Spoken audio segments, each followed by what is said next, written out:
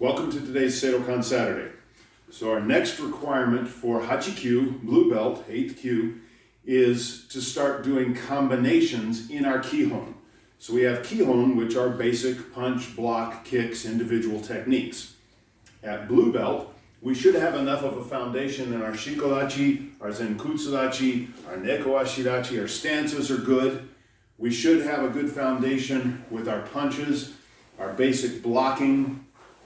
Going through all of that, we've added a few strikes and a few kicks with mawashigeri, yokogeri keage, yokogeri kekomi, roundhouse kick, mawashigeri. So we've added things on individual basis. At this point, for the 8th kyu, now we're going to combine in our kihon practice blocking and punching. Now it's not that we haven't done that. When we learn Seidokan Saturday, we block, we punch. We've already learned that. We've also learned to shift from our zenkutsu dachi, our shiko dachi, and we've made those shifting movements back and forward.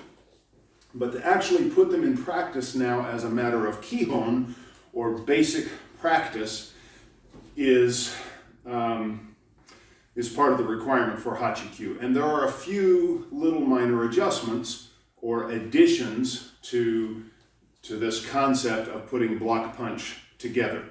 Now we're not adding advanced punches or strikes, palm heels, knife hand strikes, other things. It's basically just gyakuzuki. So we're shifting from our basic blocks in a shiko dachi into our punches in zenkutsu dachi. Very simple. We've done it. Seidokan yakusoku, our basic 11 number 1. Again, seisan kata. We've done it in our ippon kumite, which we introduced for orange belt. But there are some little tweaks we're going to make to it now. So first of all, we start with uchiuke, inside out block, my number 1 block with the right hand, shifting into my punch. Same thing on the left side, number 2, number 3, number 4, number 5, block number 6, anyuke, block number 7, gerambarai, and block number 8, gerambarai. So we do those stepping back, which is our typical direction for, again, Seidokan yakusoku, our basic 11 number 1, ichiban. We do that stepping forward in seisan kata. So we do the same thing now with forward stepping. Shiko dachi, shifting. Again, focusing on a powerful shift of the hips. Same thing forward. Sotoke, number 3, number 4, number 5,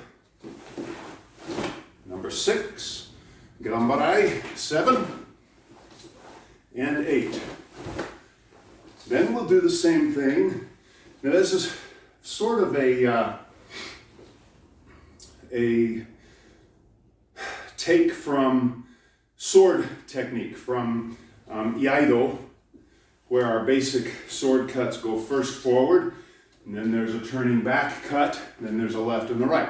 So we'll do the same thing now, moving right and left. And there are 2 ways to do this as well. But the concept here is I'm especially focused on footwork and transition.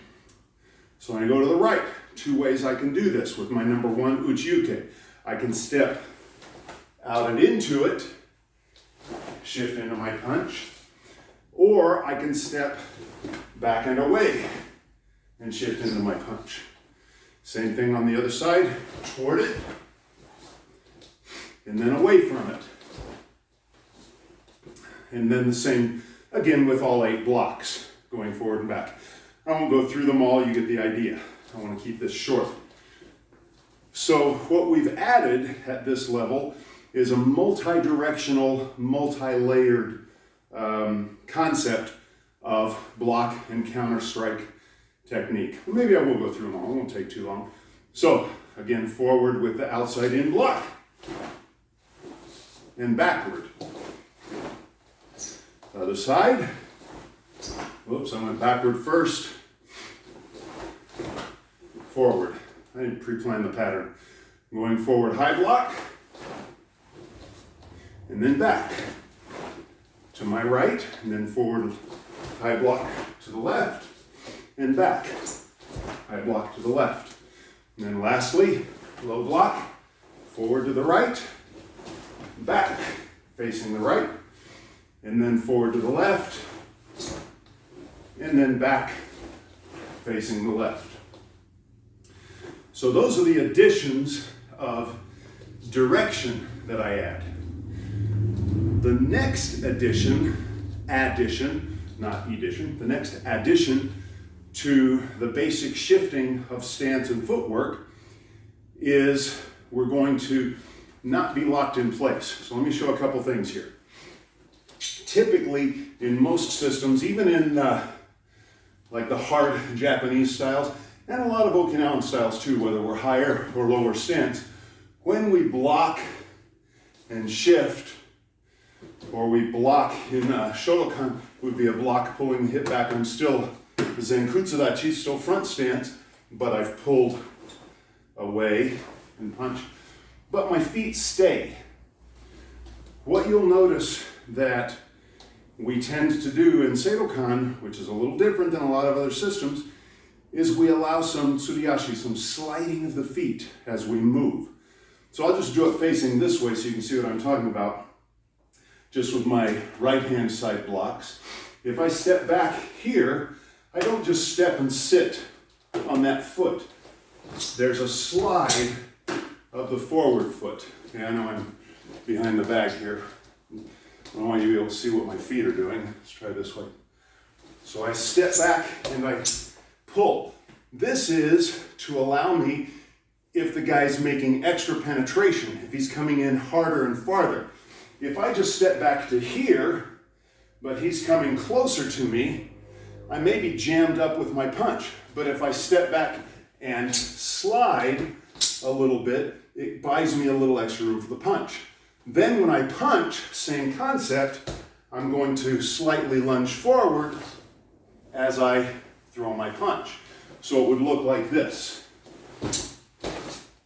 And there's a little bit of foot movement going on. Same thing outside in block. A little bit of foot movement. High block. And low block.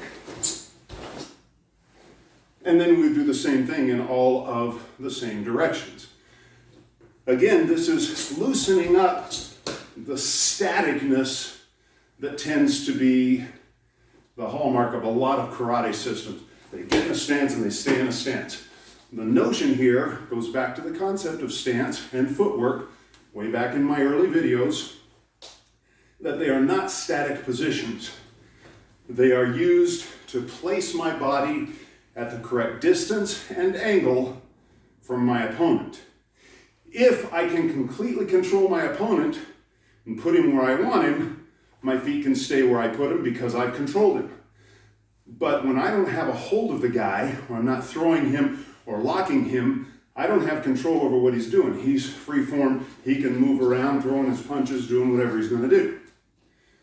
So I need to be able then to make those adjustments of distance. And this is just one of them that we make. And you'll see with a lot of the, especially at the higher levels, brown, black, and advanced black belt ranks, in doing kata, for example, when we do seisan kata, as we go through, when we get to from this position, and I'm going to turn to the side with my block, punch, punch, that there is a forward slide into it. We don't simply go from here to here statically and this foot stays in place. There's a dynamic element to it. Same thing when we turn. There's a dynamic element.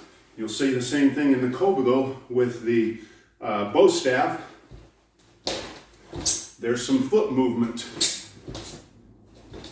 Sliding of the feet so that we train ourselves to be able to keep the stance but make minor adjustments in range to and from our opponent.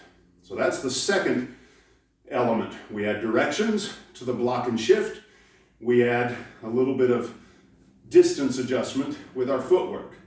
The third element now is we do those things against a bag or against the makiwara. So I would start, block, punch.